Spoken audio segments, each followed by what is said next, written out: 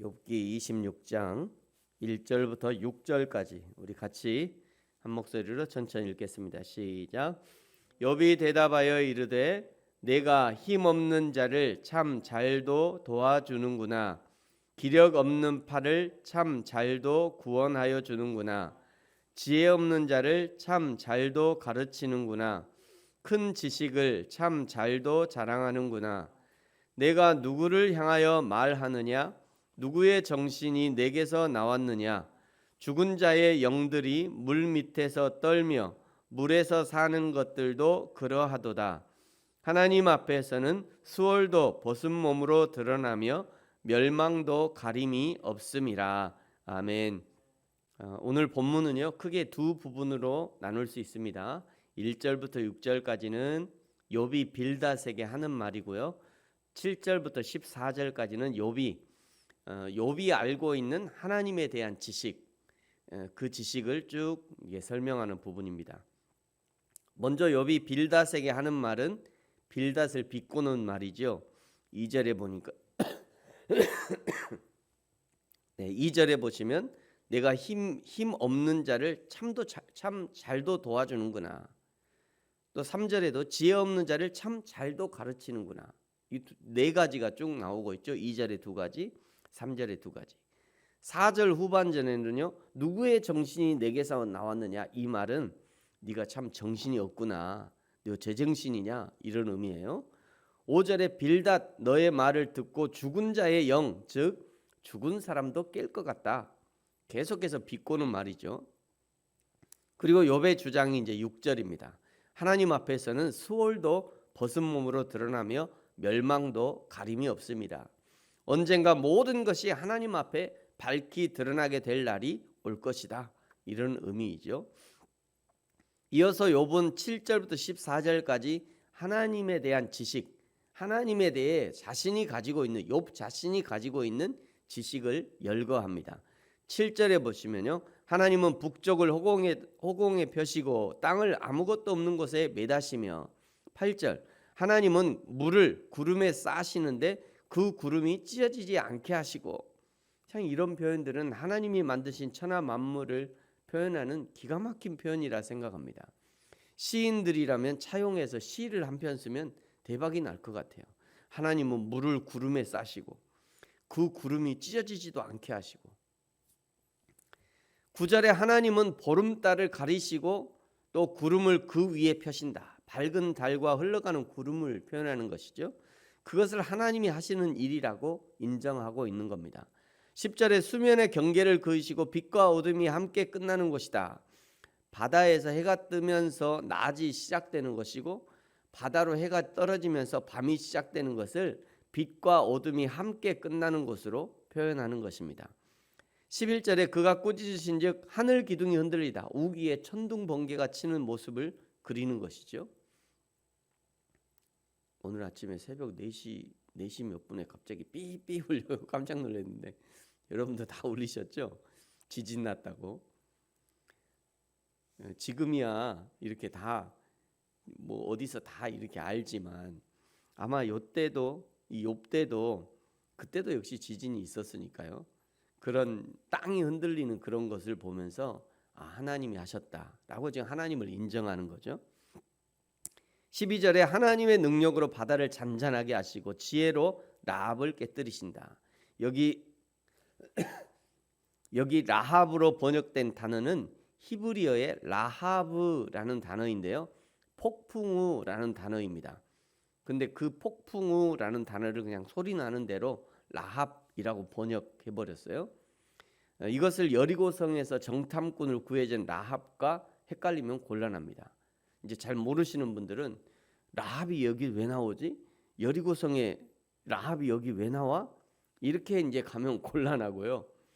이걸 가지고 또 진짜 이 여리고성에 라합이 여기 나온다고 막 이렇게 설교하면 곤란해요. 신천지에 어떤 강사가 나와가지고 천사들도 그룹이 있다. A 그룹, B 그룹, 3그룹, 1그룹, 2그룹, 3그룹. 그래서 1그룹은 뭐 하고 2그룹은 뭐 하고 3그룹은 뭐 한다.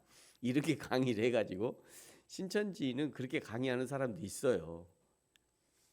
이 그룹이라는 거는 케루빔이라는 히브리어거든요. 케루빔 천사라는 히브리어인데 그거를 케루빔이 그거를 이제 한국어로는 그룹 우리 선조들이 케루빔을 그룹 이렇게 번역을 한 거예요. 근데 그 그룹을 신천지에서는 1그룹, 2그룹, 3그룹 이렇게 번역 이제 가르치는 거죠. 그러니까 여러분 그냥 성경을 읽으실 때 그냥 그런가 보다 검은 거는 글씨고 허연 것은 종이다 이렇게 읽으시면 안 되고 이게 뭔가 한 번쯤은 의심해봐야 돼. 한 번쯤 생각해보고 여기도 마찬가지예요. 라하브 12절에 지혜로 라합을 깨뜨리신다. 이 얘기 보면 하나님의 지혜로 그 여리고성의 정탐꾼 라합을 깨뜨리신다 그런 얘기인가? 이렇게 하면 곤란하다는 얘기예요. 여기 지혜로 라합을 깨뜨리신다. 이게 이상하잖아요. 그럼 벌써 여기 라합은 뭘까? 한번 찾아볼 수 있어야죠. 그 정도 실력은 돼야 됩니다. 성경을 읽으실 때 찾아볼 실력 말이에요. 이거를 다 아는 실력이 아니라 이게 좀 뭔가 잘못된 것 같은데 지혜로 라합을 깨뜨리신다. 뭔가 이상하잖아요. 그럼 이게 뭐지? 이 정도 이게 뭔가라고 하는 정도의 실력은 되셔야 되고 그리고 이제 가까이 지내는 목사님이나 누가 계시면 목사님 여기 이렇게 라합을 깨뜨리신다. 이게 무슨 말입니까? 이 정도 물어볼 수는 있어야죠. 그 정도 실력은 되면 좋을 것 같아요. 여기 이 라합이라는 것은 폭풍이다. 폭풍을 깨뜨리신다 이런 의미입니다. 13절에 하나님은 입김으로 하늘을 맑게 하시고 손으로 날렵한 뱀을 무찌르시고 마지막 날에 하나님이 정해놓으신 만물의 법칙을 거스르는 것에 대해서 하나님은 반드시 심판하신다 이런 의미입니다. 저와 여러분에게도 하나님이 맡기신 인간의 삶에 대한 법칙들이 있어요. 그것을 우리는 사명이라고 표현합니다. 하나님이 사람에게 맡기신 사명을 감당하며 살아야 되는데 어떻게 하면 그 사명을 발견하고 감당할 수 있는가? 첫 번째는요, 예수님을 믿어야 그 사명을 발견할 수 있습니다. 예수님을 믿을 때 성령이 내 안에 거하시면서 사명을 발견할 수 있도록 감동을 주시고 은혜를 주시고 그 사명 감당할 수 있는 지혜를 주시는 거예요. 똑같은 설교를 듣는데 어떤 사람은 그 설교를 들으면서 또 성경 말씀을 읽으면서 그 꽂히는 데가 다 달라요. 꽂히는 데가. 똑같은 설교를 듣고 똑같은 선교에 대한 권면을 들으는데 어떤 사람은 똑같은 말을 들으면서 자꾸 인도네시아 자기가 아는 인도네시아 그쪽에 계속 생각난다든지 헌신하고자 마음을 주고 어떤 사람은 저 같은 사람은 이제 일본에 대해서 계속 마음을 주시고요. 다 달라요. 사명이다. 똑같은 말씀을 통해서도 각자의 사명을 다 주시는 거죠. 똑같이 사랑하라라고 하는 그런 메시지를 들으면서 어떤 사람은 우리 자식이 생각나는 사람인가 하면 어떤 사람은 사랑하라는 말을 들을 때 우리 교회 어떤 그분이 생각나요. 교회는 거룩하고 자식은 거룩하지 않다. 그런 얘기 아닙니다. 전혀 그렇지 않습니다. 똑같은 사랑하라는 말을 들으면서도 어떤 사람은 우리 남편을 내가 오늘과 사랑해야 되겠다라고 하는 마음을 주는가 하면 어떤 사람은 우리 교회 어떤 집사님이 생각나기도 하고 똑같아요. 그 모든 것을 우리는 사명이다라고 얘기하는 겁니다. 그거를 예수 믿을 때 성령이 내 안에 오셔서 나에게 알려주시는 거죠. 그거를 우리는 사명이다라고 하는 겁니다. 사명을 발견만 하면 되는 것이 아니라 그 다음에 그것을 감당해야 되는데 그때 필요한 것이 우리의 믿음입니다. 하나님의 몸된 교회를 섬기는 믿음, 성경 읽고 찬송하고 기도하는 믿음만이 아니라 나를 보내신 삶의 현장에서 성실한 믿음이 필요합니다. 충성하는 믿음이 필요해요. 인내하는 믿음이 필요하고요. 신실하고 정의롭고 의로우며 진실하고 사랑으로 충만한 믿음이 필요한 것입니다. 그러면서 욥이 내린 결론이 이제 14절이에요. 여러분 우리 14절은 같이 한번 읽겠습니다. 시작. 보라 이런 것들은 그의 행사의 단편일 뿐이요 우리가 그에게서 들은 것도 속삭이는 소리일 뿐이니 그의 큰 능력의 우레소리를 누가 능히 헤아리랴. 아멘. 지금까지 욥이 열거한 하나님에 대한 지식도 하나님에 대한 아주 단편적인 지식인 뿐이라고 고백하는 거죠. 이것이 정직한 고백입니다. 욥이 아무리 하나님에 대해서 많이 안들 그것은 단편일 뿐이다. 실제로 하나님은요, 그보다 훨씬 더 크시고 광대하심을 고백하는 거죠. 우주 만물을 창조하신 하나님, 그리고 그것을 인도하시고 성취해 가신 하나님, 그리고 그 모든 마지막에 모든 것을 심판하신 하나님, 우리는 이렇게도 크신 하나님 앞에서 누군가를 심판하고 정죄할 수 있는 그런 존재가 아닌 거죠.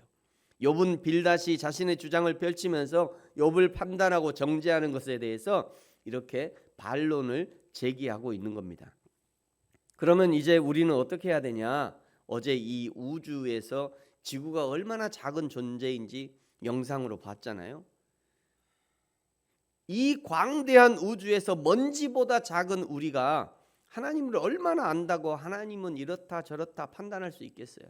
광대한 우주적 교회는 우리 교회만 교회가 아니라 여호와 하나님을 마음에 모신 모든 사람들을 다 교회라고 그러잖아요. 그러니까 이제 작은 교회만이 아니라 우주적 전체 교회, 우주적 교회, 그 우주적 교회, 거기 속한 교회를 어떻다고 우리가 어떻게 이렇다 저렇다 평가할 수 있겠어요? 먼지보다 더 작은 내가 어떻게 다른 사람에게 대해서 판단할 수 있겠습니까? 그러므로 다른 사람을, 다른 교회를, 다른 성도들을 판단하고 정죄하고 싶은 그 욕망을 내려놓을 수도 있어야 합니다.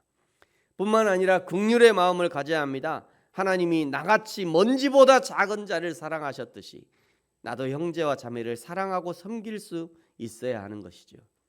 그것이 내가 할 수 있는 최선의 방법입니다. 사랑하는 성도 여러분, 저와 여러분이 나에게 주신 사명을 감당할 뿐 아니라 사명으로 주신 형제와 자매들, 그리고 사명으로 주신 교회를 사랑하고 섬길 수 있는 저와 여러분이 되어지기를 예수님의 이름으로 축복합니다. 기도하겠습니다. 하나님 아버지, 감사합니다. 광대한 우주에 먼지보다 작은 내가 어떻게 하나님과 사람들을 판단할 수 있겠습니까? 그저 우리가 할 수 있는 것은 나를 보내신 사명의 연장에서 충성과 성실로 사명을 감당하게 하시고 하나님이 만나게 하신 교회와 사람들을 사랑하고 섬길 수 있는 믿음을 허락해 주옵소서. 하나님, 이제 내일부터 2월 말까지 또 새벽 예배를 쉬게 됩니다. 이 겨울을 건강하게 잘 지내게 하시고 또 건강한 몸과 마음으로 만날 수 있는 그날을 우리에게 허락해 주옵소서. 감사합니다. 예수님의 이름으로 기도합니다. 아멘. 하늘에 계신 우리 아버지여, 이름이 거룩히 여김을 받으시오며